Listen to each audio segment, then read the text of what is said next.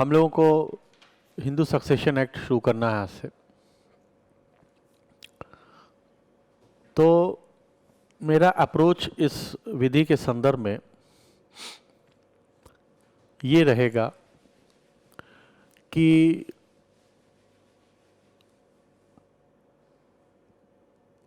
हम उत्तराधिकार से संबंधित जितने भी नियम हैं परीक्षा के दृष्टिकोण से जो इम्पोर्टेंट हैं वो पहले बेयरेट के हिसाब से समझें, एक बात। दूसरे तरीके में हम जो नोट्स हमको मिला है, आपको जो दिया गया है, उससे अर्थ समझें कि उन सारे शब्दों का अर्थ क्या है। यानी क्लासिकल हिंदू विधि में उन सारे शब्दों का अर्थ क्या था, जैसे सहदायकी है, पवित्रण है, इत्यादि इत्यादि। ये दूसरा तरीका होगा हमारा। तो आज के इस सेशन में, पहले सेशन में, तो हम बेयरेट से परिचित होंगे और बेयरेट में कैसे पूरे उत्तराधिकार के सिद्धांतों को सेटअप किया गया है, क्या उनकी रूपरेखा है, वो समझें पहले।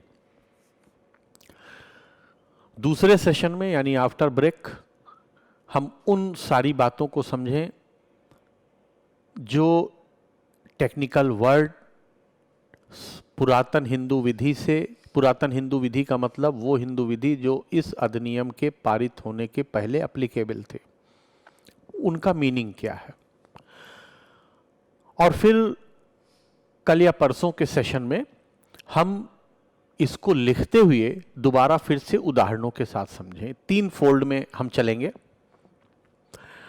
और मेरा ये पूरा विश्वास है कि इस 3 तरीके से, 3 प्रकार से 3 बार रिवाइज करते हुए हम इन सारे नियमों को समझ लेंगे। तो इसके पहले कि मैं शुरू करूं, सबसे पहली बात जो हमको समझना है वो ये है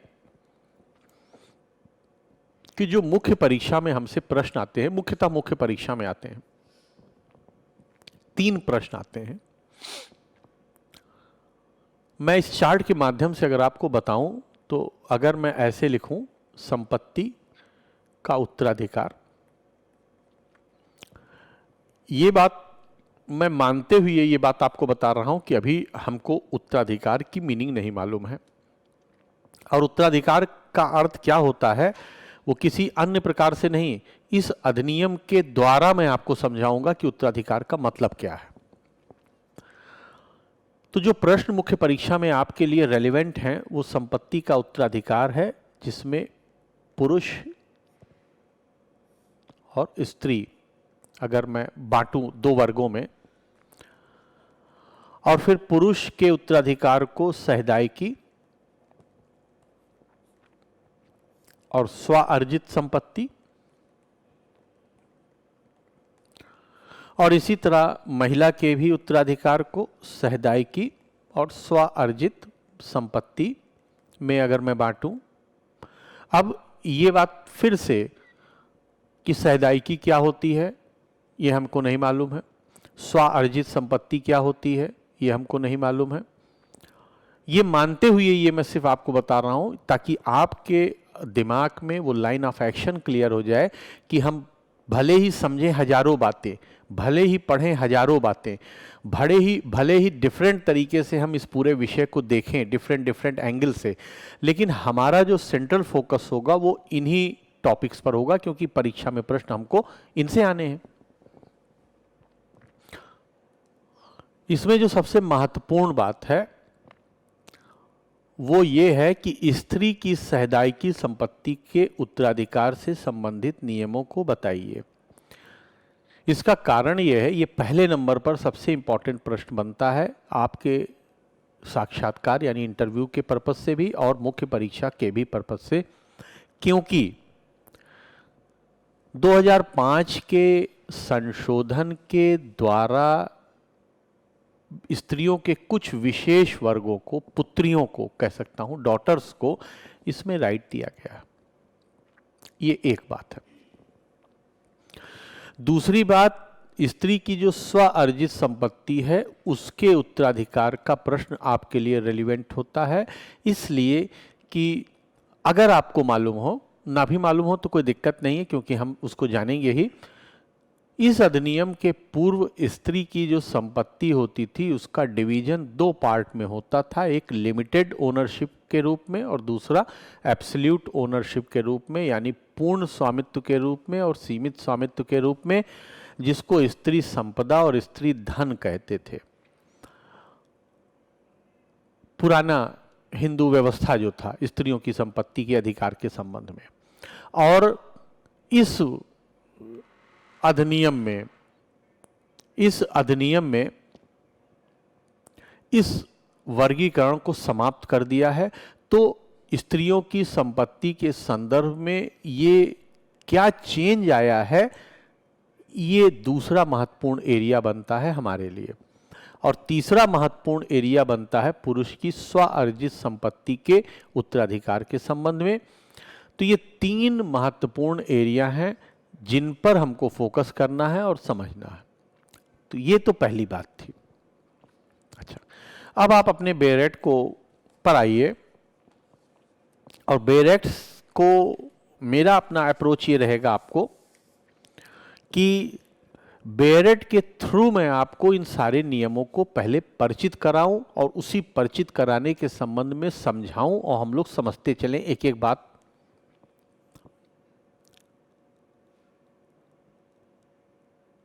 तो सबसे पहली बात, प्रीएम्बल ऑफ द एक्ट पर अगर आप जाएं, यानी कि सेक्शन 1 के ऊपर जो लिखा गया है, अगर उसको आप देखिए तो पहली बात हमको पता लगती है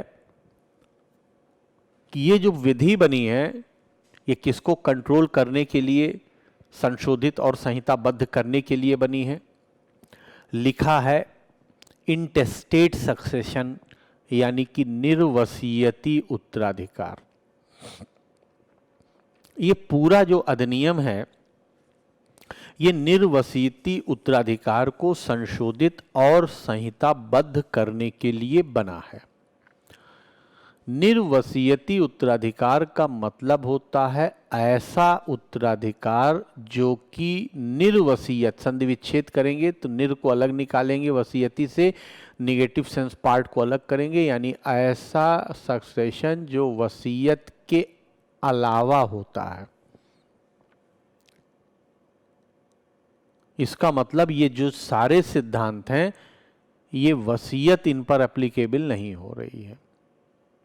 ये एक बात है। सबसे पहली बात हमको पता लगी कि इंटस्टेट सक्सेशन से संबंधित रूल्स हैं, यानी निर्वसीयती उत्तराधिकार से संबंधित रूल है। पहली बात।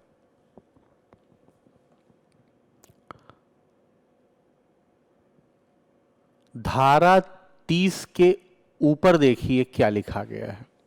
इसी अधिनियम की धारा 30 और उसके ऊपर एक कैप्शन लिखा होगा, देखिए, पढ़िए जरा उसको, रीड दैट कैप्शन। मतलब पहले तो आपको वो पढ़ना है जो अध्याय 3 के टॉपिक का नाम है, और उसके बाद धारा 30 पढ़नी है।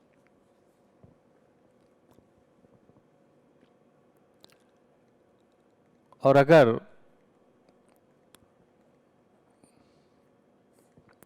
मैं आपसे ये कहूं कि जो उत्तराधिकार से संबंधित सिद्धांत हैं उनको हम निर्वसीयती और वसीयती दो पार्ट में बांट दें, तो निर्वसीयती उत्तराधिकार से संबंधित सिद्धांत मुख्यतः धारा 1 से लेकर के 29 तक, वसीयती उत्तराधिकार से संबंधित सिद्धांत धारा 30 के अंतर्गत,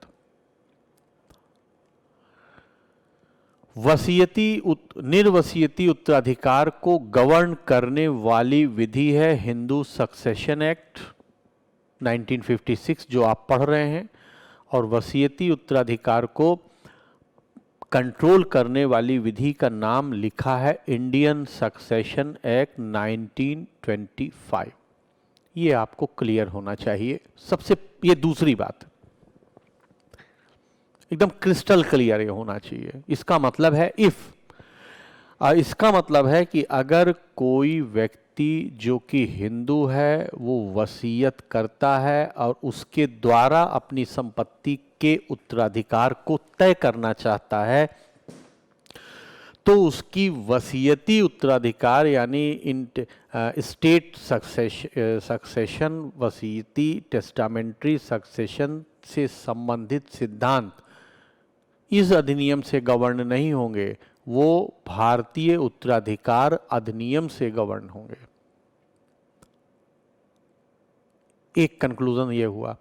दूसरा कंक्लूजन ये निकला कि लेकिन अगर वो वसीयती उत्तराधिकार नहीं है, निर्वसीयती उत्तराधिकार है। निर्वसीयती उत्तराधिकार का मतलब क्या हुआ कि वसीयत नहीं है। वसीयत का एक सामान्य अर्थ आप जानते हैं कि ऐसा दस्तावेज जो किसी व्यक्ति की संपत्ति के बारे में हो और वह उसकी मृत्यु के बाद प्रभावी होना हो। यानी ये तो थोड़ा सा टेक्निकल अर्थ हो गया। अगर इसका और सामान्य अर्थ हम जानना चाहें या हम जानते भी होंगे तो हम ये कह सकते हैं कि वसीयत का तात्पर्य ऐसे दस्तावेज से है जिसमें व्यक्ति अपनी संपत्ति को प्रदान करता है उस व्यक्ति को जिसको भी वो चाहता है। लेकिन ये संपत्ति जिस व्यक्ति को प्रदान की जाती है वो मिलती तब है जब उस व्यक्ति की मृत्यु हो जाती है।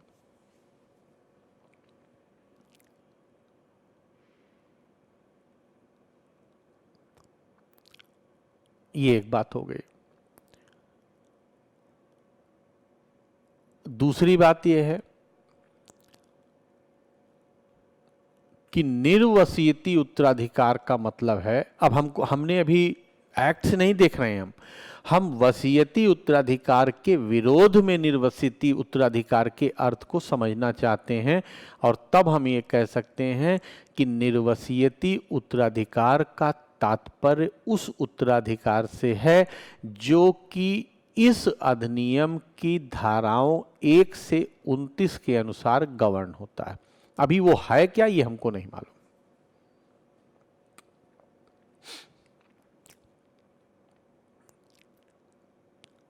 ये बात क्लियर है।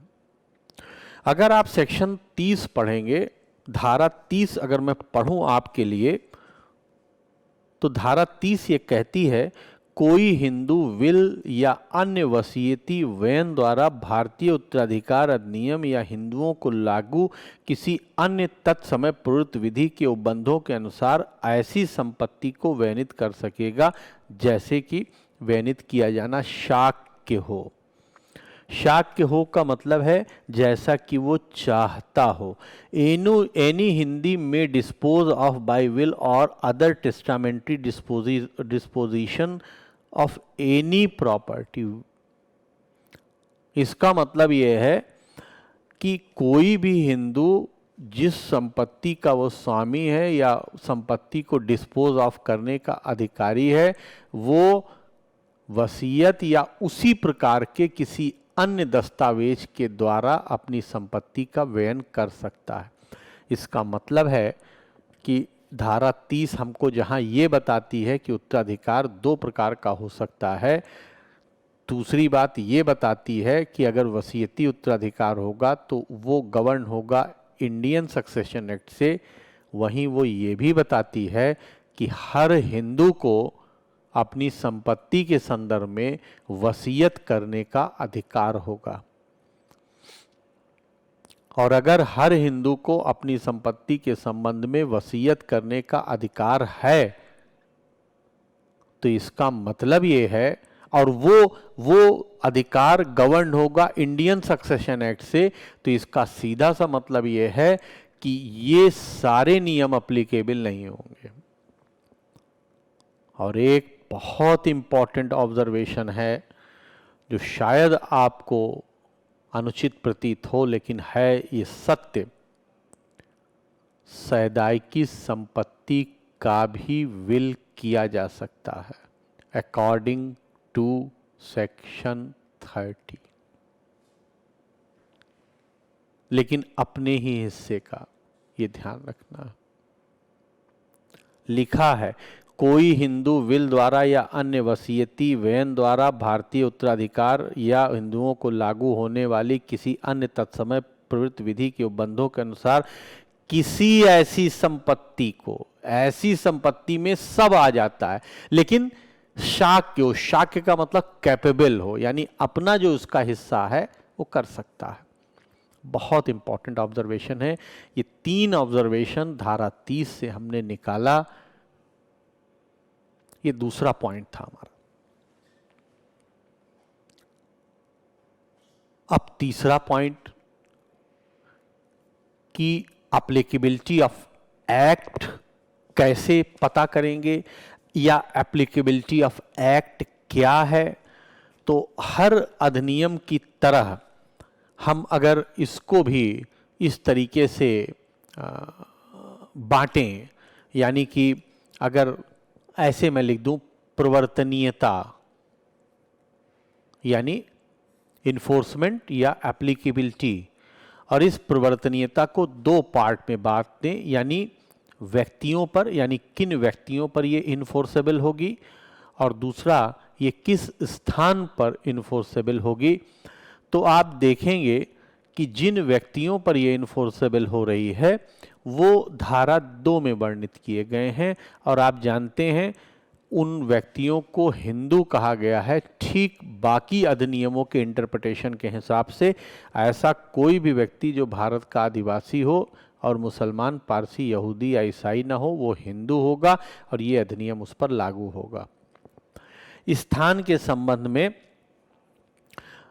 धारा 1 का दूसरा खंड एप्लीकेबल होगा, जिसमें लिखा गया है इसका विस्तार जम्मू कश्मीर राज्य के सिवाय संपूर्ण भारत पर है। तो संपूर्ण जो जम्मू कश्मीर के सिवाय है वो ओमिटेड होना चाहिए, निरसित होगा अगर रीसेंट आपका बेयर एक्ट होगा, क्योंकि हमने कल या परसों शायद वो लिस्ट देखी थी जम्मू कश्मीर पुनर्गठन अधिनियम में जो सेंट्रल गवर्नमेंट ने पास किया है, और उसमें धारा 95 और 96 के अकॉर्डिंग 5वीं अनुसूची में 106 सेंट्रल एक्ट थे, जिनमें कि हिंदुओं के वो चारों 5 एक्ट थे जो हमने पढ़े हैं। इसका मतलब है कि ये जम्मू कश्मीर पर भी एप्लीकेबल है, और तब कंक्लूजन ये हो जाएगा कि इसका प्रवर्तन संपूर्ण भारत पर है। ये तीसरा पॉइंट है।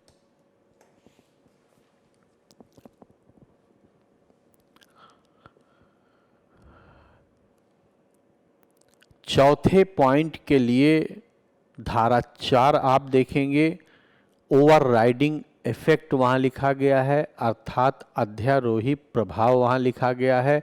अध्यारोही प्रभाव का तात्पर्य है कि ये अधिनियम उन सारी विधियों, उपविधियों, शास्त्र, वाक्य, नियम, कोई भी प्रथा इत्यादि इत्यादि के ऊपर प्रभाव रखेगा।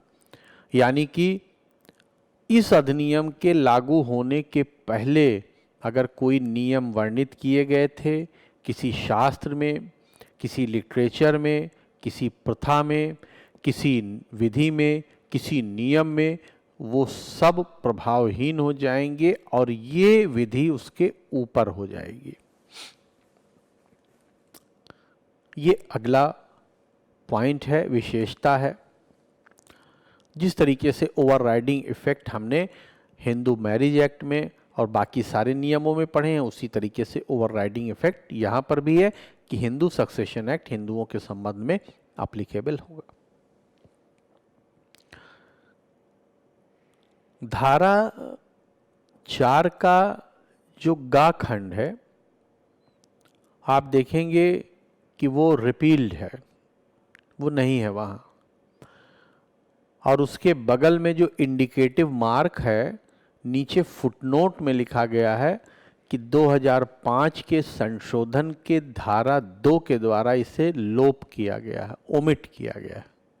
अगर आप देखेंगे तो आपको मिलेगा वो। ये अभी हम लिखेंगे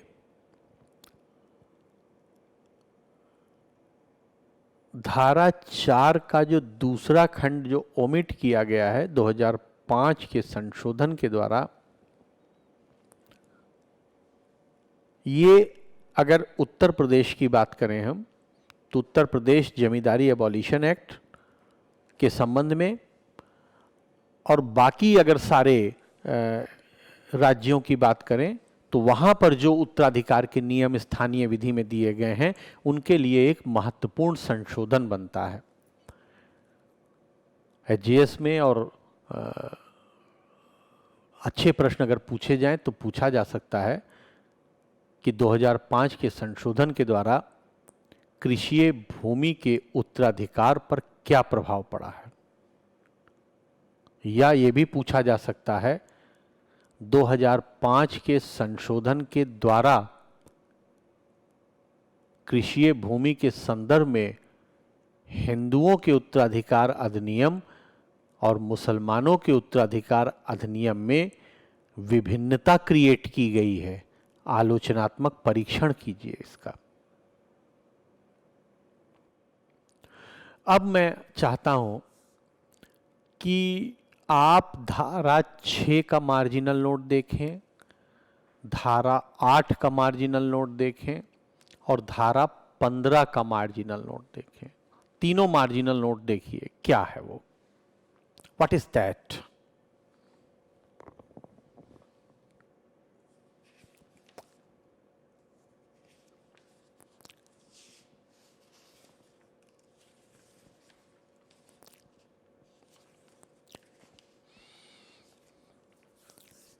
और अगर आप देखिए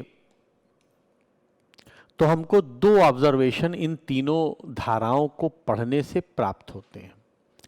पहला मैं छोटे छोटे दो चार्ट बनाता हूं। पहला ऑब्जर्वेशन ये है कि जो संपत्ति का उत्तराधिकार है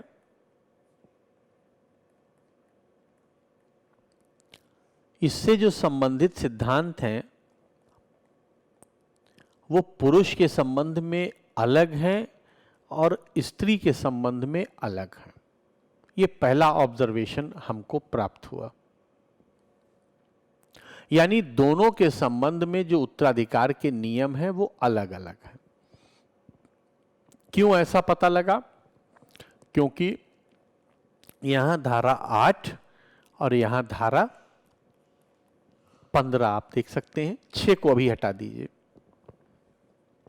ये पहला ऑब्जर्वेशन हमको प्राप्त हुआ। अगर आप धारा 15 को देखेंगे तो उसके दूसरे खंड में एक सूची दी गई है जो वारिसों यानी एयर्स यानी उत्तराधिकारियों की सूची है। यानी किसी भी स्त्री की मृत्यु के बाद उसकी संपत्ति का उत्तराधिकार किन व्यक्तियों में जाएगा, एक सूची बनाई गई है कि इसको जाएगा। पहले में पति है, पुत्र और पुत्री होगा, फिर उसके बाद कोई और होगा, 3-4 खंड है, वो एक सूची दी गई है। लेकिन धारा 8 अगर आप देखेंगे तो उसमें सूची नहीं दी गई है। यानी पुरुष का जो उत्तराधिकार है उसमें कोई सूची नहीं दी गई है इन कंपैरिजन टू महिला।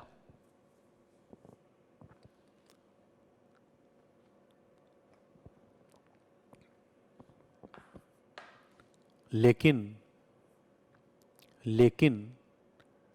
इस अधिनियम के साथ एक शेड्यूल लगाई गई है, अनुसूची। जरा उस पर आप जाइए। इस अधिनियम के साथ अनुसूची है और वो अनुसूची 2 पार्ट में डिवाइडेड है। एक पहला पार्ट है वर्ग 1 के वारिस और दूसरा पार्ट है वर्ग 2 के वारिस। वर्ग 1 के जो वारिस हैं उनमें भी एक सूची है और वर्ग 2 के वारिस हैं इनमें भी एक सूची है। और उस अनुसूची का इंडिकेशन धारा 8 से है। ब्रैकेट में लिखा है सेक्शन 8, तो इसका मतलब है हम अपने इस चार्ट में धारा 8 के नीचे अनुसूची लिख सकते हैं। तो इसका मतलब हमको ये भी पता लग गया कि जो अनुसूची है धारा 8 में जो व्यक्तियों के उत्तराधिकार का क्रम नहीं दिया गया है वो अनुसूची में दिया गया। और इससे एक निष्कर्ष हमारे सामने आया कि जिस तरीके से पुरुष और महिला के उत्तराधिकार के नियम अलग अलग हैं, उसी प्रकार से उनके उत्तराधिकारियों का क्रम, यानी जिन व्यक्तियों को संपत्ति उत्तराधिकार में प्राप्त होगी उनका क्रम भी अलग अलग है। एकदम प्रेफरेंशियल लिस्ट इसको कहते हैं। प्रेफरेंशियल लिस्ट का मतलब है कि अधिमानीय सूची, यानी किस व्यक्ति को अधिमान दिया गया है। वो आपने देखा होगा नंबरिंग उसमें होगी। ये कंक्लूजन हमको पहला कंक्लूजन तो हमको पता लगा 5वें पॉइंट में कि पुरुष और स्त्री से संबंधित उत्तराधिकार के नियम अलग अलग हैं धारा 8 और 15 को देखते हुए। फिर दूसरा नियम हमको पता लगा कि पुरुष और स्त्री के उत्तराधिकारियों की सूचियां भी अलग अलग हैं, यानी उत्तराधिकारियों का क्रम भी अलग अलग है। ये हमको पता लगा।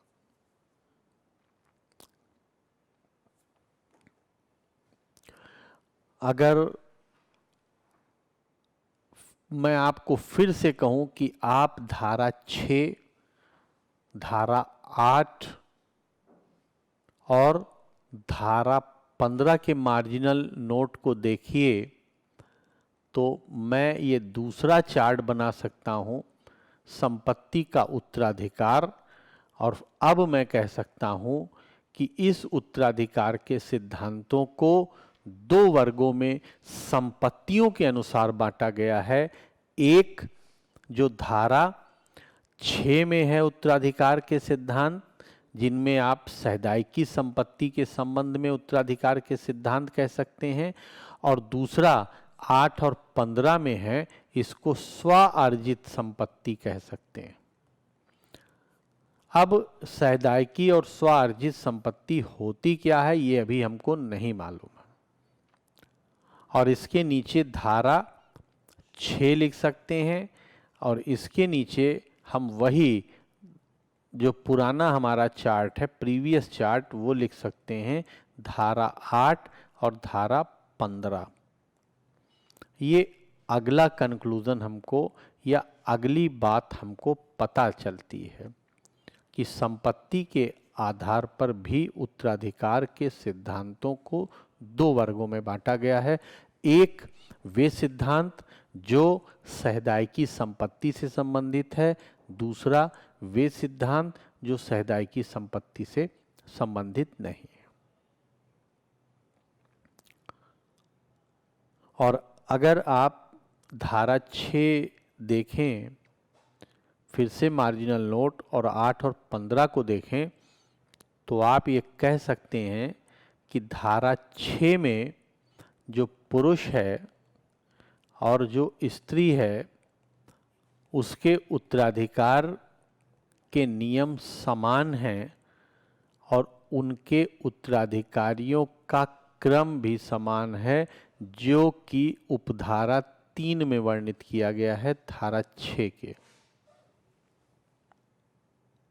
लेकिन स्वार्जित संपत्ति के संदर्भ में पुरुष और स्त्री के संबंध में नियम अलग अलग है। बहुत इंपॉर्टेंट ऑब्जर्वेशन है, महत्वपूर्ण है। यहां तक कोई दिक्कत नहीं हो रही होगी समझने में। अब अगर ये समझें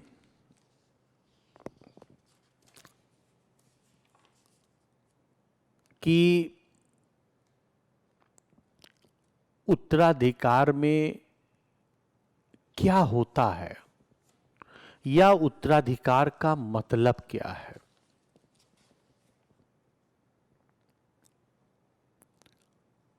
तो इस मतलब को समझने के लिए मैं फिर से धारा 6, 8 और 15 आपको पढ़वाना चाहता हूं, लेकिन धारा 6 का मार्जिनल नोट सिर्फ आप पढ़िए और आप कुछ ना पढ़िए। Read the marginal note of section 6।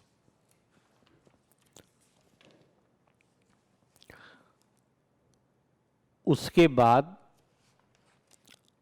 धारा 8 का पहला पैराग्राफ पढ़िए।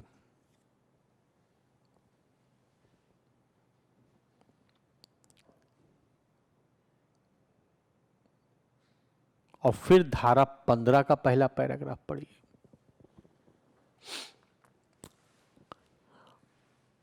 अब ऐसे में लिखता हूं, उत्तराधिकार का अर्थ, और ये बात ध्यान रखना है कि जो हम मीनिंग ऑफ सक्सेशन ड्रॉ करेंगे यहां पर, वो हम बाहर से नहीं ड्रॉ करेंगे, हम इस अधिनियम से पता करेंगे कि आखिर इसका मतलब क्या होता है। और अगर आप देखेंगे वहां पर ये बात तीनों ही धाराओं में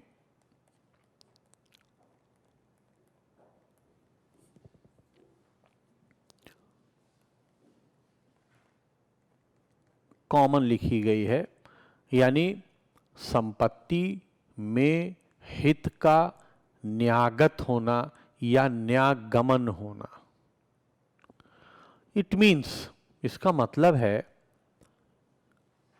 कि जो हित है, इंटरेस्ट है किसी भी प्रॉपर्टी में, वो न्याय के अनुसार गमन हो रहा है, यानी अकॉर्डिंग टू लॉ पास हो रहा है।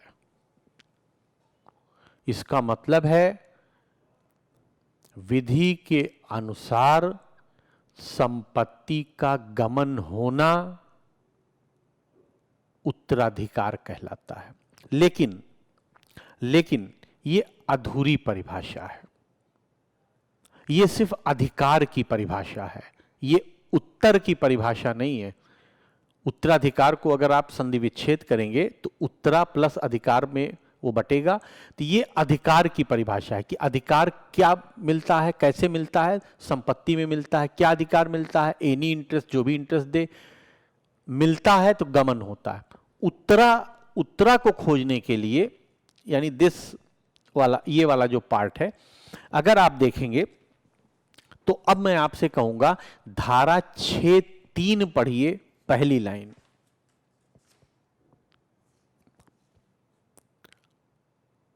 सिर्फ पहली लाइन।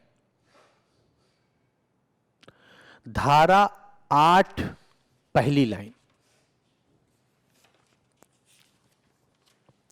और धारा 15 पहली लाइन।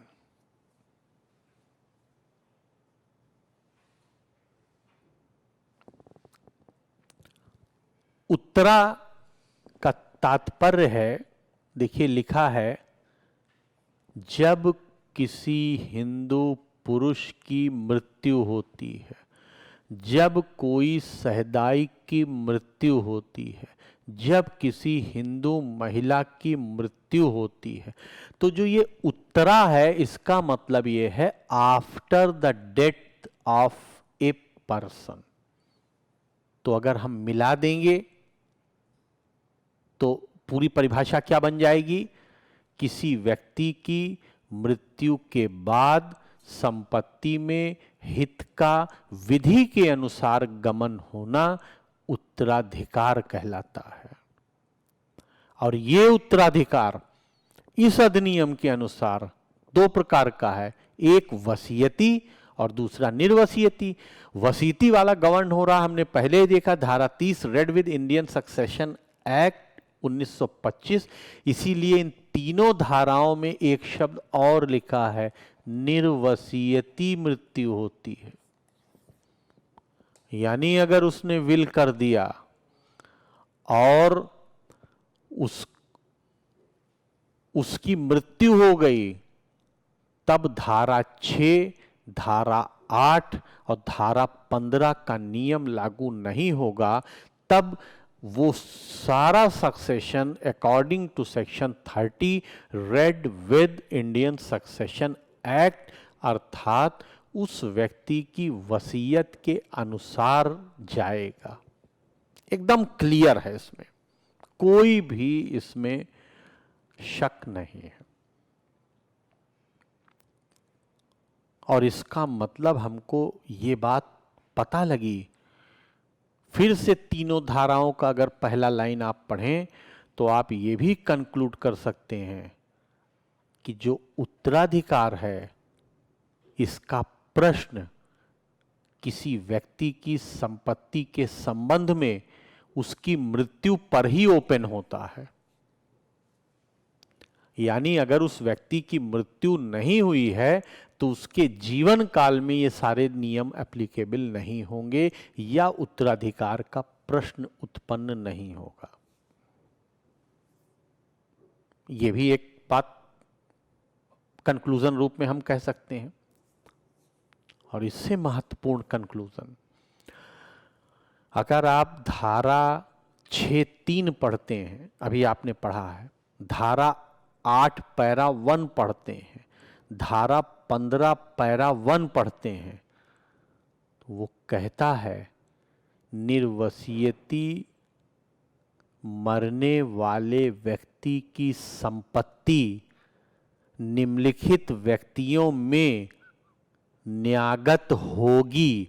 इसका मतलब है जैसे ही उस व्यक्ति की मृत्यु हुई, जितने भी व्यक्ति इस लिस्ट में मौजूद होंगे या अगर मौजूद नहीं हैं तो उनके बिहाफ पर जिसको भी ये अधिकार मिला होगा उनको वो मिल जाएगी, न्यागत हो जाएगी। इसके लिए किसी भी ट्रांसफर, किसी भी डिक्लेरेशन, किसी भी सूट, किसी भी एग्रीमेंट की आवश्यकता नहीं है।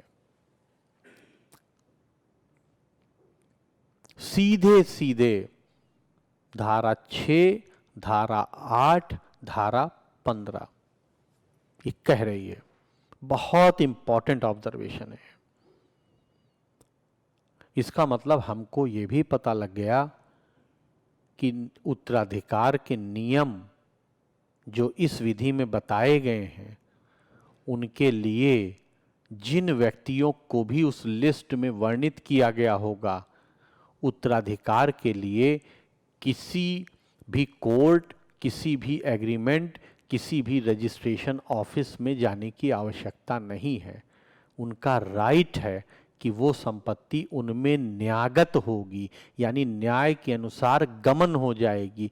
यानी अगर आपने टीपीए पढ़ा हो और आपको धारा 19 याद हो तो आप जानते हैं वो वेस्टेड इंटरेस्ट की बात करती है। इसका मतलब वो संपत्ति वेस्ट हो जाएगी, निहित हो जाएगी। और उसी टीपीए में आपने ये भी पढ़ा था कि संपत्ति कभी भी स्वामित्व विहीन नहीं हो सकती है। ये संपत्ति के ज्यूरिस्प्रूडेंस का रूल भी है। कब्जा और स्वामित्व जब आपने पढ़ा होगा तो वहाँ ये पढ़ा होगा कि संपत्ति कभी भी स्वामी विहीन नहीं हो सकती है। और जैसे ही संपत्ति के स्वामी विहीन होने की नौबत आती है, वो स्वामित्व राज्य में माना जाता है। अभी हम देखेंगे उसको भी। इसीलिए ऐसा नियम है। जैसे एक्स की मृत्यु हुई, अब उस मृत्यु के बाद उसके अपने वारिसों को मिलना है, जो कि क्लास 1 एयर होंगे या क्लास 2 एयर होंगे अगर पुरुष है, और अगर महिला है तो धारा 15 में 2 में जो लिखे होंगे, अगर सैदाई संपत्ति है तो 6(3) में जो लिखे होंगे। अगर ये नियम ना होता कि तुरंत वेस्ट हो जाएगी, तो उसकी मृत्यु के बाद मान लीजिए डिक्लेरेशन जब तक वो कराता, 6 महीना, साल भर या महीना भर, 15 दिन, जितना भी टाइम डिक्लेरेशन में लगता, उतने दिन तक उस संपत्ति का मालिक कोई ना रहता, क्योंकि जिसका था वो तो डेथ हो गई और जिसको मिलना है उसके में अभी वेस्ट ही नहीं हुई, क्योंकि डिक्लेरेशन होगा। तो 15 दिन, 20 दिन, महीना संपत्ति स्वामित्व विहीन रहती, और ऐसा प्रॉपर्टी के जुरिस्प्रूडेंस के मूल सिद्धांत के विपरीत है। इसीलिए न्यागमन तुरंत होता है। The moment person dies, property devolutes. If I read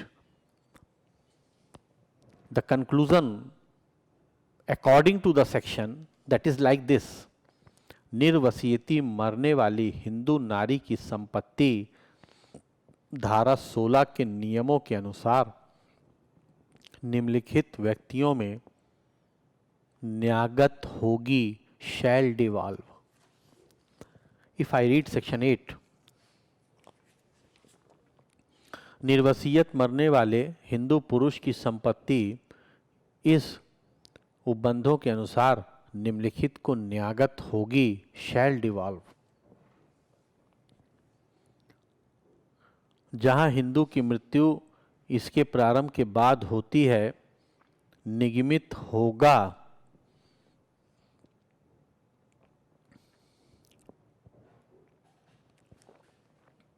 यहां तक कोई दिक्कत नहीं होनी चाहिए, एकदम क्रिस्टल क्लियर है मामला। और अगर जो बात मैं आपसे कह रहा था कि संपत्ति मान लीजिए एक्स की है, इसको इस तरीके से चित्र के अनुसार समझते हैं। मैं जो कहना चाहता हूं, what I am trying to say, that is like this. वो ये है कि मान लीजिए एक्स की संपत्ति है, एक्स की मृत्यु हो रही है। अब आज के बाद उत्तराधिकार के नियमों में जब भी हम चार्ट बनाएंगे और किसी व्यक्ति पर गोला हमने खींच दिया, सर्कुलर फॉर्म में उसको रिप्रेजेंट किया, तो आप ये मानिएगा कि वो खुदा को प्यारा हो गया है, यानी कि वो अब जीवन स्थित नहीं है, डेथ हो चुकी है उसकी। एक्स की मृत्यु हो गई। अगर ये सहदायकी संपत्ति के संबंध में हमको नियम देखना है, तो ये उन व्यक्तियों को प्राप्त होगी जो धारा 6 में वर्णित किए गए। सामान्य बात एग्जैक्टली अगर लिखूं तो धारा 6(3) में वर्णित किए गए। अगर आप चाहें तो आप देख सकते हैं, लिस्ट दी गई है, अभी देखा भी होगा आपने। ये एक बात है।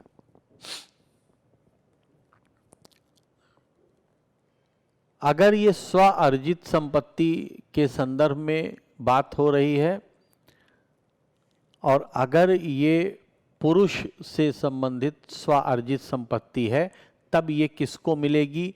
उन व्यक्तियों को जो कि अनुसूची में वर्णित किए गए हैं, और उनका वर्गीकरण 2 है, वर्ग 1 और वर्ग 2।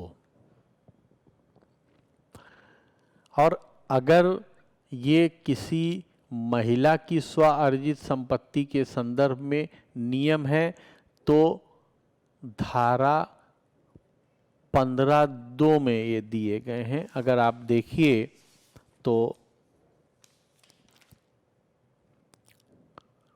15(2) अगर नहीं है तो उसमें पहले खंड में ही वो नियम होगा। मैं पहले खंड में ही नियम है ABCD, 15(1) लिख लीजिए, इसमें कोई दिक्कत नहीं है। अच्छा, अब इसमें किसको कितना अंश प्राप्त होगा ये नहीं बताया गया। 15 में, और ये 8 में भी नहीं बताया गया है। लेकिन अगर आप देखें तो उत्तराधिकार के सामान्य सिद्धांत हैं 18 से लेकर के आगे तक, और 8 के बाद उसके आगे 9, 10, 11 में और 12 में कुछ सामान्य नियम बताए गए हैं। वहां पर हमको पता लगेगा कि किसको कितना मिलेगा, या समान मिलेगा कि नहीं मिलेगा। और इसी तरह महिला के उत्तराधिकार के संबंध में अगर आप नियम देखेंगे तो वो 16 के नियमों के अनुसार रहते हुए उत्तराधिकार हो रहा है, मतलब 16 में लिखा गया होगा।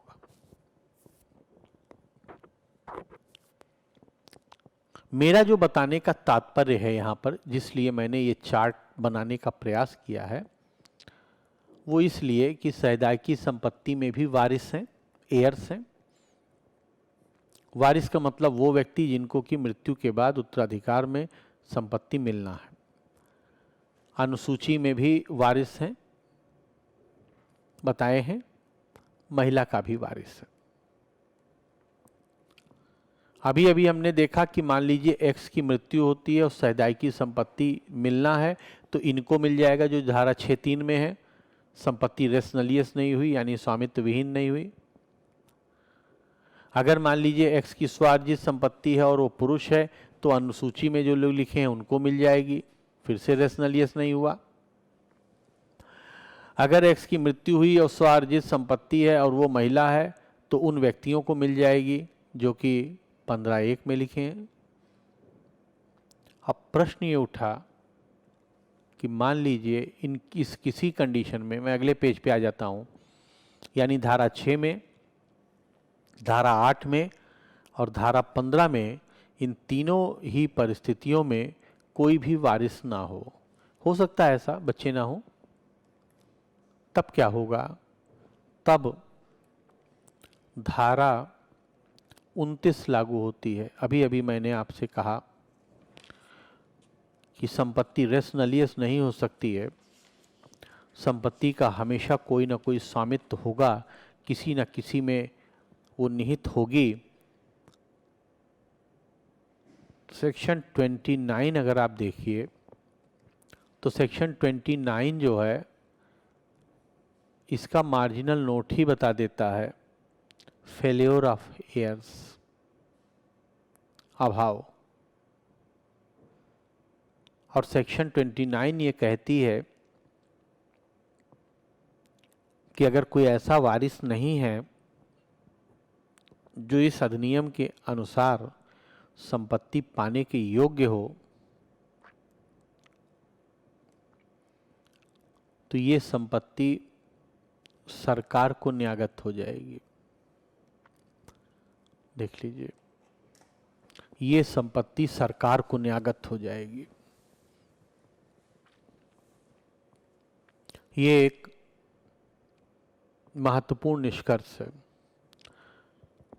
आपको ये जानना चाहिए कि जब कोई हिंदू निर्वसीयती, अगर वसीयती मरा तो इसका मतलब है कि उसने अपनी वसीयत में अपनी मृत्यु के बाद संपत्ति किसको दी जाएगी ये बता दिया है।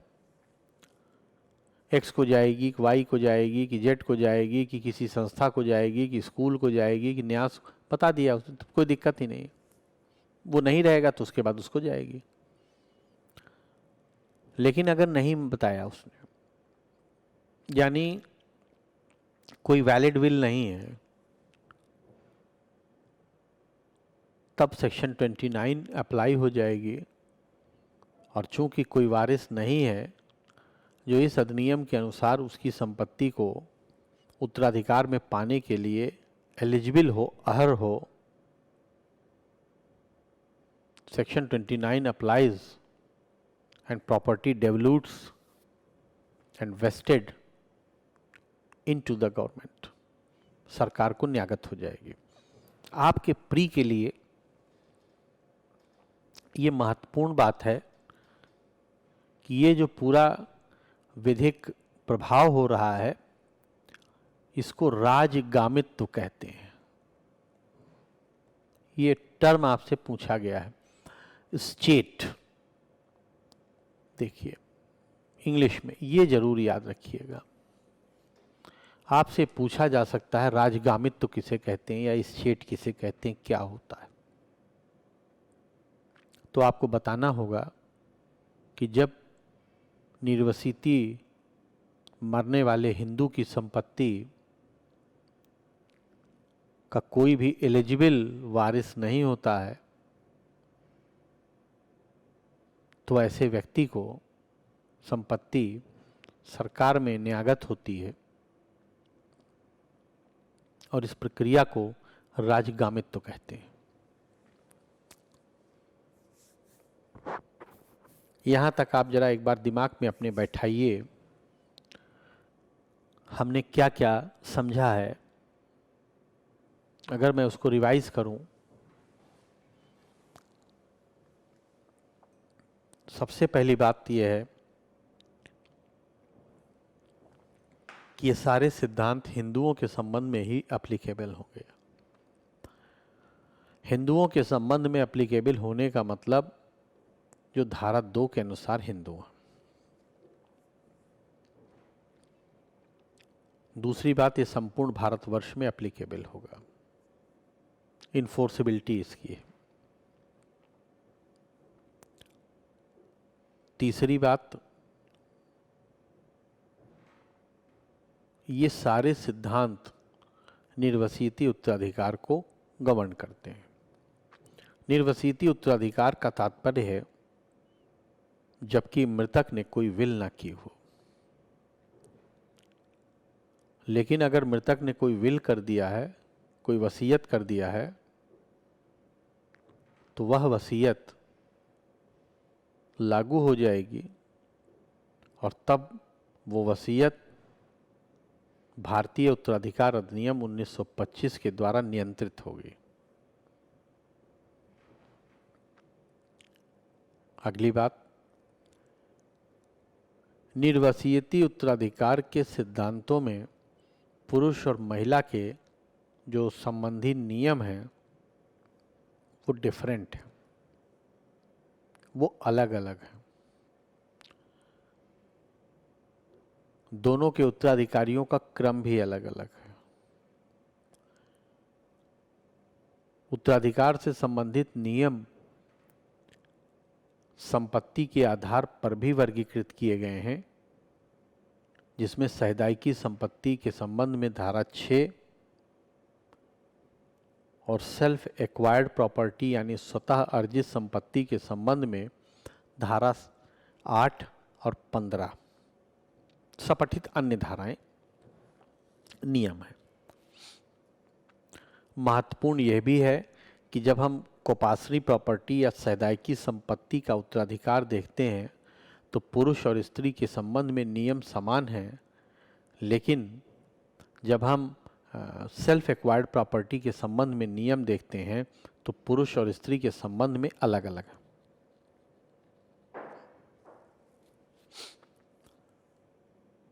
अब प्रश्न उठता है कि उत्तराधिकार का तात्पर्य क्या होगा। तो हमने देखा कि उत्तराधिकार का तात्पर्य मृत्यु के बाद विधि के अनुसार संपत्ति का चला जाना है। अब दिमाग में एक छोटी सी बात और तय करते हैं। जैसे मैं आपसे बार बार कह रहा हूं कि स्वतः अर्जित संपत्ति है,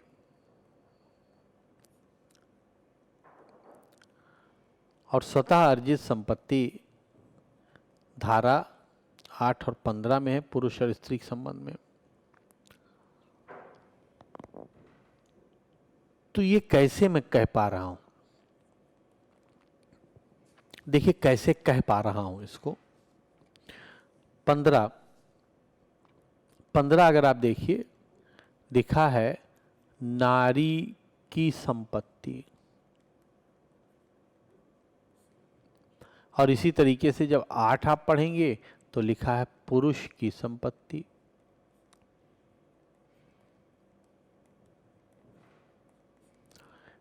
If I read the English version of this phrase, it is like this: the property of a female Hindu. The property of a male Hindu. इसी से हमको पता लग जाता है कि अपना अर्जित किया हुआ संपत्ति इसकी संपत्ति है। इसी के अकॉर्डिंग अगर आप धारा 6 देखेंगे तो वहाँ सहदायकी संपत्ति की बात है, और इसका मतलब है कि ये जो संपत्ति है ये स्व अर्जित नहीं है, ये इनको मिलती है।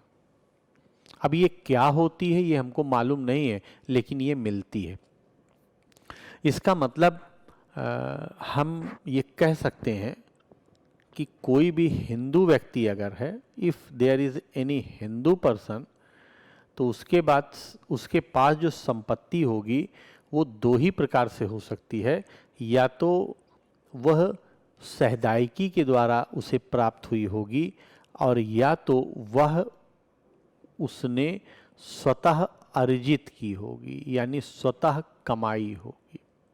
ये एक महत्वपूर्ण ऑब्जर्वेशन है कि हम ये कह सकते हैं कि कोई भी जो हिंदू है उसका जो सहदायिकी या तो उसके पास प्रॉपर्टी होगी तो कोपासनी प्रॉपर्टी होगी, और या तो उसके पास प्रॉपर्टी होगी तो जो सेल्फ एक्वायर्ड होगी वो प्रॉपर्टी होगी। ये एक महत्वपूर्ण ऑब्जर्वेशन है। अच्छा निष्कर्ष है ये। अब इस क्रम में दो बातें और हमको देखना है। वो दो बात ये है, पहली बात, दोनों ही बातें सीमाओं से संबंधित हैं। सीमाओं से संबंधित होने का मतलब यह है कि दोनों ही बातें इस बात से संबंधित हैं, जबकि उत्तराधिकार से संबंधित नियम अप्लीकेबल नहीं होंगे। यानी कि अगर मैं ऐसे कहूं, उत्तराधिकार के नियमों की, उत्तराधिकार के नियमों की सीमाएं, अगर मैं इसको देखूं और मैं आपसे कहूं कि आप धारा 5 को देखिए, आइए धारा 5 पे जरा पढ़िए उसको।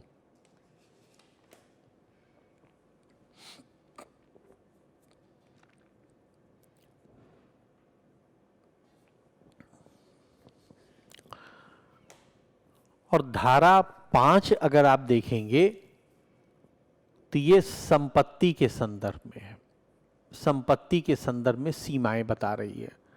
इसका मतलब यह है कि धारा 5 में ऐसी संपत्ति का वर्णन है जिसका उत्तराधिकार इस अधिनियम से नियंत्रित नहीं होगा। जैसे पहला वर्ग है ऐसी किसी संपत्ति को जिसके लिए उत्तराधिकार विशेष विवाह अधिनियम की धारा 2 में अंतर्विष्ट उपबंधों के कारण उत्तराधिकार अधिनियम से गवर्न होता है। यानी यहाँ मैं शॉर्ट में लिखता हूँ स्पेशल मैरिज एक्ट, और फिर उसके बाद अप्लीकेबल होगा इंडियन सक्सेशन एक्ट 1925। ये पहला वर्ग है। इसका तात्पर्य यह है कि अगर कोई हिंदू ऐसा है, कोई भी हिंदू जो विशेष विवाह अधिनियम के तहत अपना विवाह करता है, उससे उत्पन्न होने वाली जो संतानें होती हैं उनके उत्तराधिकार के संबंध में जो नियम है वो इंडियन सक्सेशन एक्ट से गवर्न होता है। क्योंकि आप जानते हैं विशेष विवाह अधिनियम विशेष इसीलिए है क्योंकि उसमें धर्म का कोई बार नहीं है, किसी भी धर्म के व्यक्ति से विवाह किया जा सकता है। तो पहला अपवाद तो ये बनता है कि अगर किसी व्यक्ति ने, किसी हिंदू ने स्पेशल मैरिज एक्ट के अंतर्गत विवाह किया है तो उसकी धारा 2 से जुड़ने के कारण इंडियन सक्सेशन एक्ट उस पर अप्लाई होगा, और तब ये रूल अप्लाई उन संपत्तियों पर नहीं होगा। ये पहली बात है।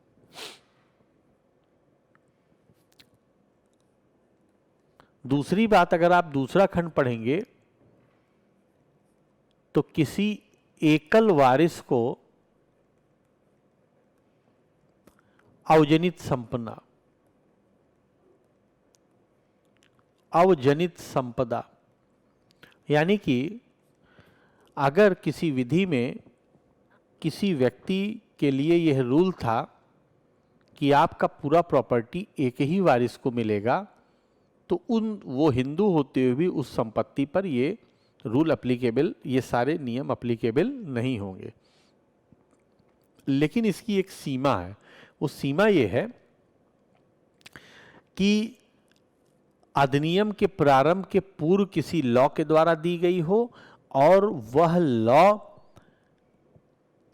देसी रियासत के किसी शासक द्वारा और भारत सरकार की संविदा के द्वारा किया गया हो। दो इसमें सीमाएं हैं।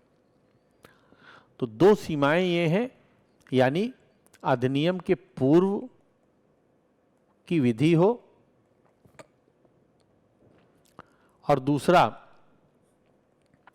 देसी रियासत और भारत सरकार में करार हो इस संबंध में। अभी मैं समझा देता हूं कि क्या था ये। देसी रियासत का कंसेप्ट आप जानते ही हैं कि भारत में करीब 650 पौने 700 देसी रियासतें थी। रियासतों का मतलब था कि उनको उनके पास रेवेन्यू कलेक्शन का एडमिनिस्ट्रेशन करने का राइट्स हुआ करता था, और बाकी जो भारत का शेष क्षेत्र था वो ब्रिटिश इंडिया था, यानी अंग्रेजों का जिस पर शासन था। तो जब इन सारी देसी रियासतों को मिलाया गया भारत में, आप जानते हैं सरदार पटेल ने इसमें मुख्य भूमिका निभाई थी, तो उस समय ये लोग मिलने के लिए तब तैयार हुए जब बहुत सारी शर्तें थी इनकी मानी गई, तब इन्होंने सरेंडर किया। उसमें से एक शर्त ये भी थी कि जो मेरा पुत्र होगा ये पूरी प्रॉपर्टी बीइंग ए किंग या being a head of that रियासत या डायनेस्टी उसको ही मिलेगी, क्योंकि राजा तो एक ही होगा, 10 तो होंगे नहीं। तो गवर्नमेंट ऑफ इंडिया और उस व्यक्ति में, उस राजा में ये करार हो गया था कि हाँ ये बात आपकी हम मान लेते हैं कि आपके बाद ये पूरी प्रॉपर्टी उसको जाएगी, वो बीइंग ए किंग इसको उपयोग करेगा, लेकिन बाकी लोगों का भी कुछ महत्वपूर्ण स्थान होगा। तो उस प्रॉपर्टी के संदर्भ में भी ये सारे नियम एप्लीकेबल नहीं होंगे, क्योंकि आपने अभी अभी देखा है एक लिस्ट प्रोवाइडेड है। तो जब भी संपत्ति का डेवोल्यूशन होगा इस विधि के अंतर्गत, तो उन सारे व्यक्तियों को वो प्राप्त होगी, उसमें कोई एक व्यक्ति नहीं होगा। तो अगर मैं धारा 5 के इस दूसरे खंड को वर्बेटम पढ़ दूं, if I read verbatim the second part of section 5, it says any state which descends to a single heir by the terms of any covenant or agreement entered into by the ruler of any Indian state with the government of India or by the terms of any enactment before the commencement of this act। यानी कि अगर किसी agreement या covenant का मतलब जब दो संप्रभु व्यक्तियों के बीच में कोई करार होता तो उसको प्रसंविदा कोवेनेंट कहते हैं अभी के संदर्भ में। तो अगर ऐसी कोई संविदा हो तो उसके अकॉर्डिंग, या अगर ऐसा कोई लॉ किया गया हो तो उसकी, जैसे पहले जब जमींदारी व्यवस्था थी तो ऐसी कई विधियां पारित की गई थी अंग्रेजों के द्वारा, तो वो बाद में कुछ हद तक जो अयुक्तियुक्त नहीं थी। आप अनुच्छेद 13(1) जानते हैं, पढ़ा है आपने, अगर मूल अधिकारों के विरोध में नहीं है तो वो लागू मानी गई जाती थी। और तब उन्हीं विधियों के लिए कहा जा रहा है कि अगर ऐसी कोई विधि है तो उसके संबंध में भी ये सारे नियम अप्लीकेबल नहीं होंगे। उसका कारण ये है कि उत्तराधिकार में तो डिवीजन होगा, जितने भी वारिस होंगे सबको मिलेगा। तो ये दूसरा अपवाद था। अब इसी संदर्भ में जो तीसरा अपवाद है उसमें आप देखेंगे 2 फंड हैं। स्टेट का मतलब होता है पूरी संपदा, इसमें खेत भी आता है, महल भी आता है, आभूषण भी आता है, कैश भी आता है, इत्यादि इत्यादि, सब कुछ, पूरा स्टेट। जो रेवेन्यू कलेक्ट होता है वो भी आता है। देखिए इसमें अगर मैं पढ़ूं, तीसरा वाला लिखा है the Valiamma Thampuran Kovilakam state and the palace fund administered by the palace administration board by reason of the powers conferred by proclamation of 1949 promulgated by the Maharaja of Cochin। तो महाराजा कोचीन के द्वारा 1949 में एक उद्घोषणा की गई थी जिसके द्वारा 2 फंड बनाए गए थे। एक फंड था जो वलिम्मम, देखिए वलियम्मन तंबुरान कोवेलगम, एक तो इस संपदा के लिए और दूसरा उनके पैलेस फंड। इस पर भी लागू नहीं होगी। उसका कारण था, बताता हूं। महाराजा कोचीन ने अपने राजमहलों को, अपने धार्मिक स्थलों के मेंटेनेंस के लिए एक फंड बनाया और वो फंड उनके एडमिनिस्ट्रेशन के लिए ही यूज किया जाता था। तो राजा कोई भी हो, वो उस महल का यूज करेगा, उस लॉन का यूज करेगा, जितनी भी उसमें प्रॉपर्टी है सबको यूज करेगा, लेकिन वो एक तय निधि से मेंटेन किया जाएगा, संरक्षित किया जाएगा।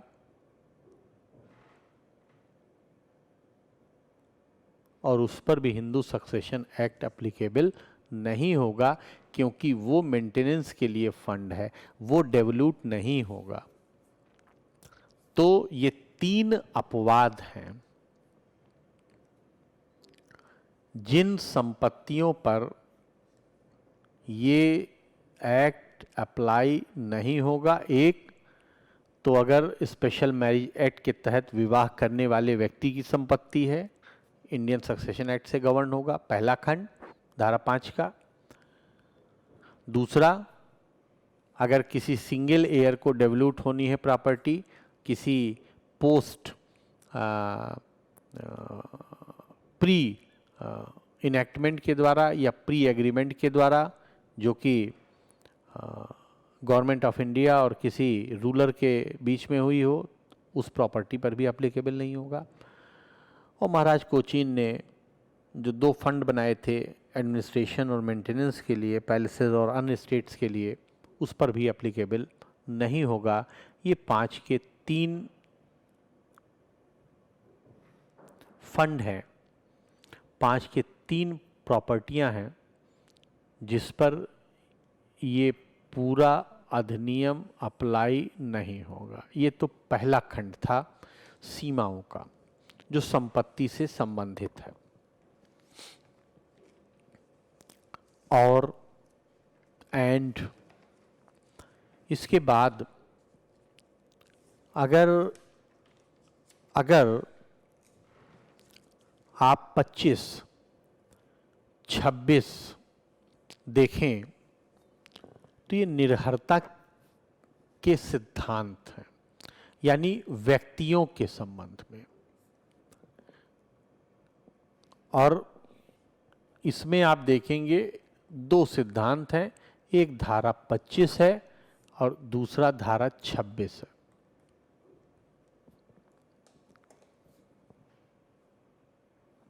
धारा 25 और धारा 26 डिस्क्वालिफिकेशंस को बताता है कि अगर धारा 25 और 26 में की परिस्थिति में कोई व्यक्ति आ जाता है तो वो निर्हरित हो जाएगा। और उसी क्रम में 27 और 28 भी है, जिसमें 28 है जो निर्हरता को नहीं मानती। धारा 26 के और 25 के साथ धारा 27 भी आप लिख सकते हैं,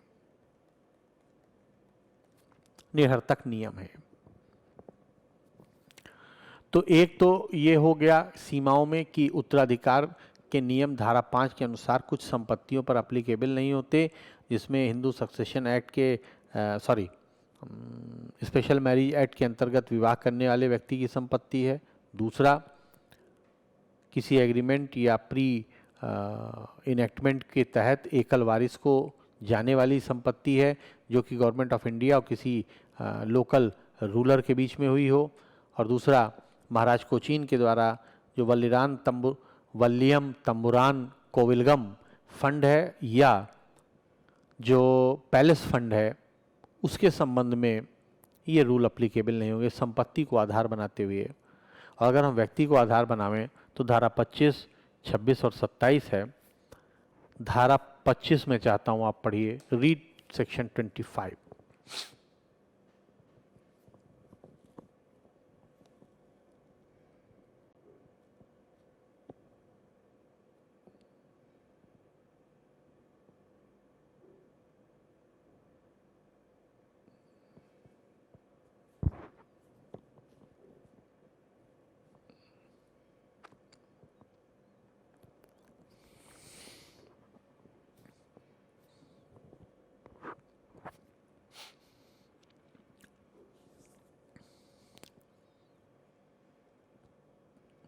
धारा 25 ये कहती है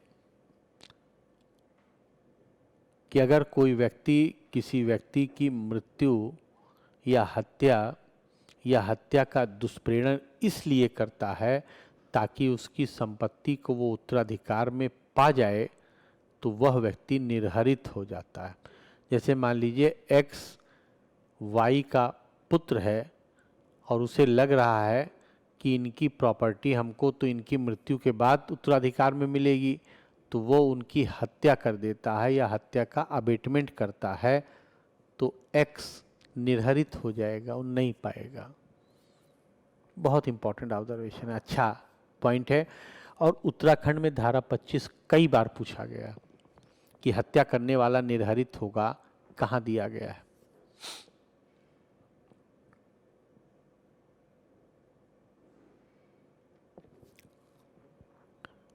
जिसकी संपत्ति को वो पाता है डायरेक्टली उसकी हत्या करता है तब भी नहीं पाएगा, और जिसकी संपत्ति के उत्तराधिकार को अग्रसर करता है उसका भी नहीं पाएगा। जैसे मान लीजिए अपने दादा की संपत्ति को पाना है तो पिता की मृत्यु कर दे ताकि अग्रसर हो जाए, जल्दी से उसको मिल जाए।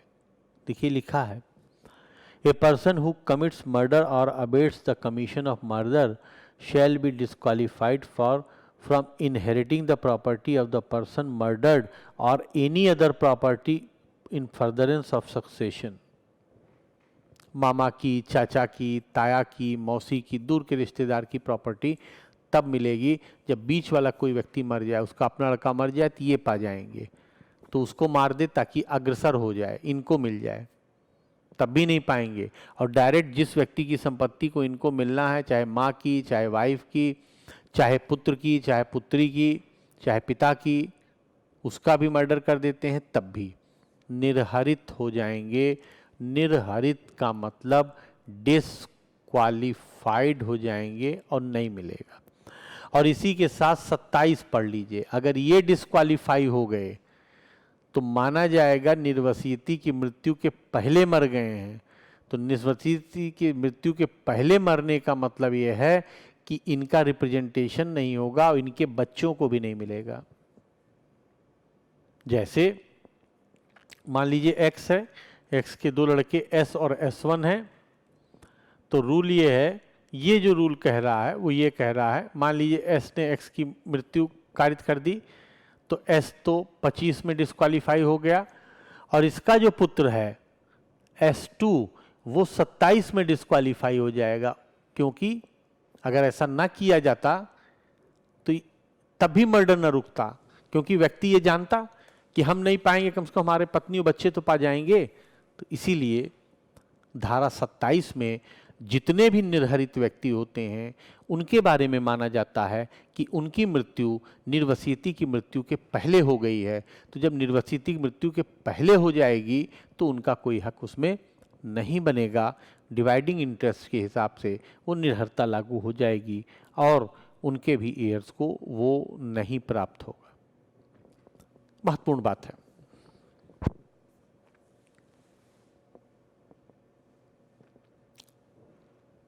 कन्वर्जेंस, जितने व्यक्ति कन्वर्जन करते हैं, 26 पढ़िए जरा, रीड 26।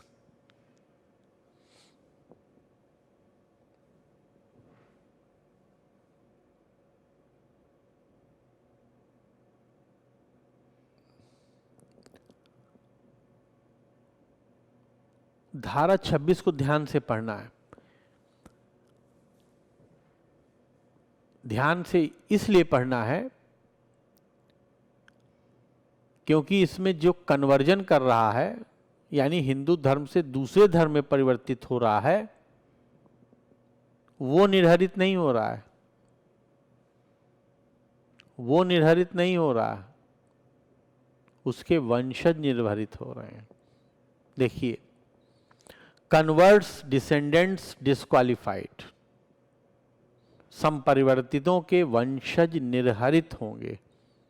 तो लॉ है, जहां कोई हिंदू इस अधिनियम के प्रारंभ के पूर्व या पश्चात धर्म परिवर्तन के कारण हिंदू ना रह गया हो या ना रहे, वहाँ ऐसे परिवर्तन के पश्चात उत्पन्न हुए उसके अपत्य और उनके वंशज विरासत में नहीं पाएंगे।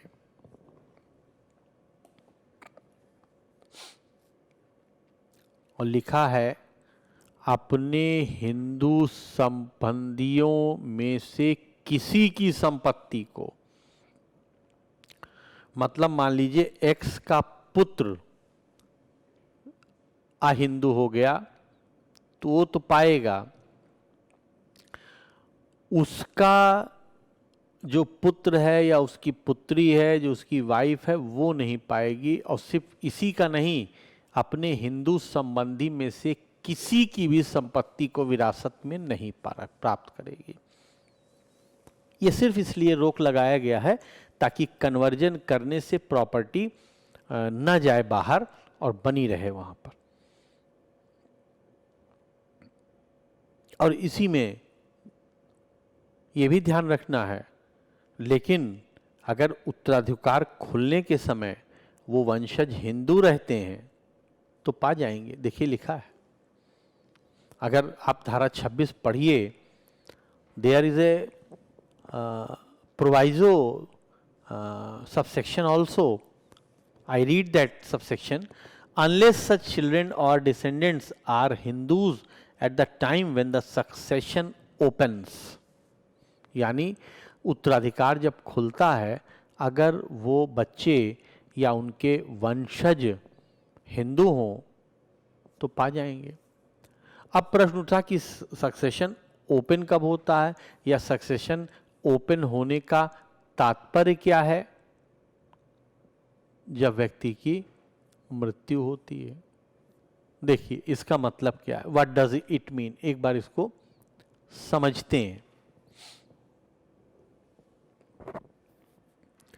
एक्स है, एक्स का पुत्र एस है, एक डॉटर है और एक दूसरा पुत्र S1 है। ये जो S है ये नॉन हिंदू हो जाता है। अब देखिए धारा 26 क्या कहती है, वेयर बिफोर और after the commencement of this act a Hindu has ceases और ceases to be a Hindu by conversion to another religion, children born to him or her after such conversion and their descendants shall be disqualified. तो इसके बाद इसके एक लड़का S2 और एक daughter D2 हुई।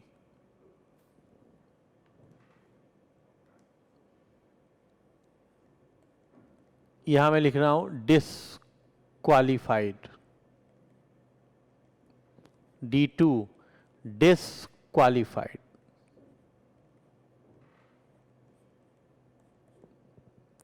लेकिन अगर उत्तराधिकार खुलने के समय, यानी जिस समय एक्स की मृत्यु हुई, ये दोनों हिंदू थे,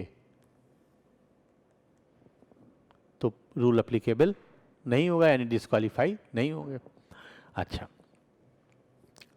लिखा है अपने हिंदू संबंधियों में से किसी के भी, तो इसका मतलब मान लीजिए इनकी बुआ की डेथ होती है, उसकी संपत्ति, इनके चाचा की डेथ होती है या ताऊ जी की डेथ होती है तो उनकी संपत्ति, या इनके वाइफ की संपत्ति, या इनके हस्बैंड की संपत्ति, या एक्स की वाइफ जो है या उसकी मदर जो है उसकी संपत्ति, किसी की भी संपत्ति पाने के लिए D2 और S2 डिस्क्वालीफाई होंगे, यानी निर्हरित होंगे, संपत्ति प्राप्त नहीं करेंगे।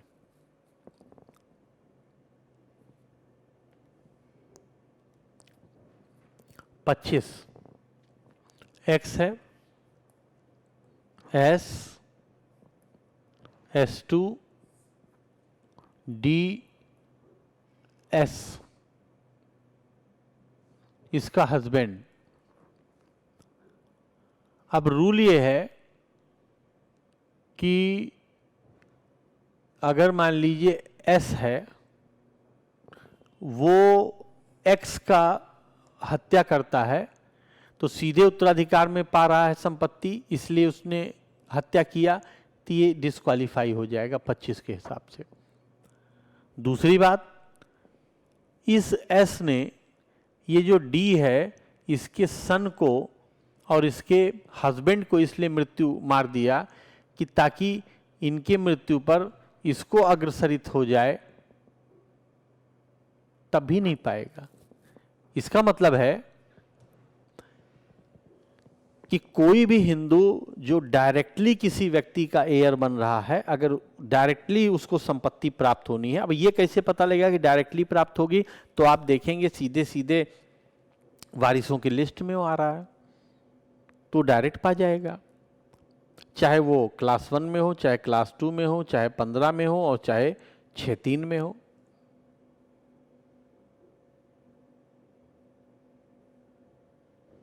और अगर मान लीजिए कोई दूर का रिश्तेदार है, थोड़ा सा फार अवे है, तो उसके संबंध में पहले उसके पुत्रों को प्राप्त होगी, अपनी बेटी प्राप्त होगी, अगर ये नहीं है तब भाई के बेटे और बेटियों को प्राप्त होगी। तो मान लीजिए वो सक्सेशन को अग्रसर कराता है, फर्दरेंस कराता है, तब भी नहीं प्राप्त होगा। दोनों परिस्थिति में प्राप्त नहीं होगा धारा 25 और 26 में। और इस संबंध में धारा 27 भी लागू हो जाएगी, यानी अगर कोई व्यक्ति मृत्यु कारित करता है या कन्वर्जन करके दूसरे धर्म में कन्वर्ट होता है तो उसके बच्चे नहीं पाएंगे, तो जब निर्हरता बच्चों में होगा तो ये माना जाएगा कि, या जो व्यक्ति मर्डर करता है वो निर्हरित होगा तो ये माना जाएगा कि निर्वसिती के मरने के पहले वो मर चुका है, यानी कि उसकी संतानें भी नहीं पाएंगी, रूल ऑफ रिप्रेजेंटेशन नहीं होगा, नहीं पा पाएंगे, डिस्क्वालीफाई हो जाएंगे। पहले मृत्यु होने का तात्पर्य यही है कि नहीं पाएंगे।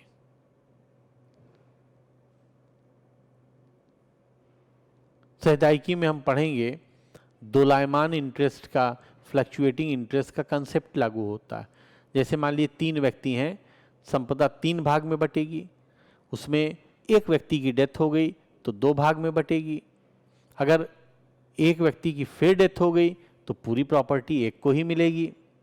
इसी का उल्टा, 3 व्यक्ति हैं तो 3 भाग में, एक व्यक्ति पैदा हो गया तो 4 भाग में, एक और पैदा हो गया तो 5 भाग में। फ्लक्चुएटिंग इंटरेस्ट होता है, इसीलिए दोलायमान हित कहते हैं उसको।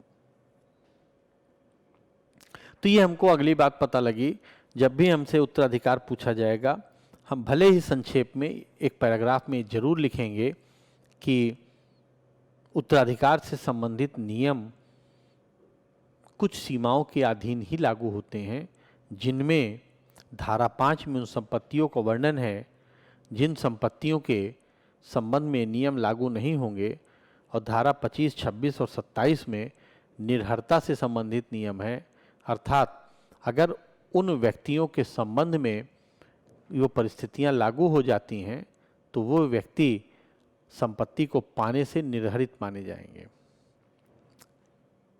एक बात और पढ़ लीजिए, प्री के लिए ध्यान रखना, मैं बार बार कह रहा हूं आपसे, उत्तराखंड बिहार के संबंध में 25, 27, 26 और 28 प्री के लिए बहुत इंपॉर्टेंट है। 28 पढ़ लीजिए, ये निर्हरता अमान्य है। पढ़िए, उत्तराधिकार का लाभ पाने के लिए कोई रोग है किसी व्यक्ति को, कोई कमी है, कोई अंग में कोई कमी है,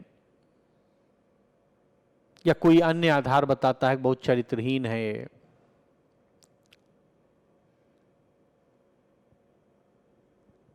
इत्यादि इत्यादि आधार पर कोई निर्हरता नहीं होगी। यानी जो निर्हरता इस अधिनियम में बता दी गई है उसके अलावा संपत्ति मिलेगी। तो निर्हरता क्या है? एक, हत्या नहीं करे, दूसरा धर्म कन्वर्जन करेगा तो बच्चे को नहीं मिलेगा, और इन दोनों के आधार पर उनके बच्चों को नहीं मिलेगा। इनके अलावा कोई निर्हरता नहीं होगा। कोई चरित्रहीन है, धोखा करता है, डकैत है, किसी अन्य व्यक्ति का मर्डरर है, तब भी उसको संपत्ति अपने पिता, माता या जो भी संबंधी हैं उनकी प्राप्त होगी। सिर्फ मर्डर किसका नहीं करना है? जिसकी संपत्ति आपको प्राप्त करना है।